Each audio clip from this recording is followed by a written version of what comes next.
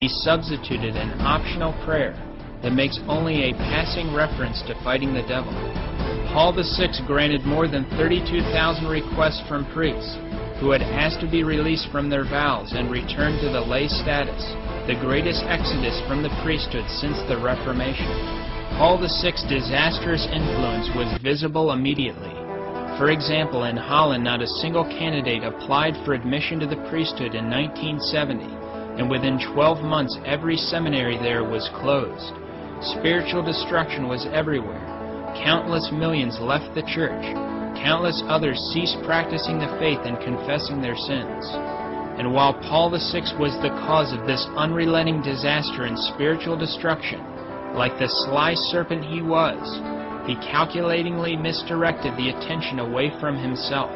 And perhaps his most famous quote, he noted that Satan's smoke had made its way into the temple of God. Paul VI homily, June 29, 1972. Satan's smoke has made its way into the temple of God through some crack. When Paul VI made this statement, everyone looked at the cardinals, the bishops, and the priests to discover where this smoke of Satan might be. They looked at everyone except the man who made the statement. But Paul VI was actually the smoke of Satan, and he made this statement to misdirect people away from himself, which he was successful in doing. And what is perhaps most frightening is that Paul VI's famous statement is basically a direct reference to Apocalypse 9 verses 1 through 3.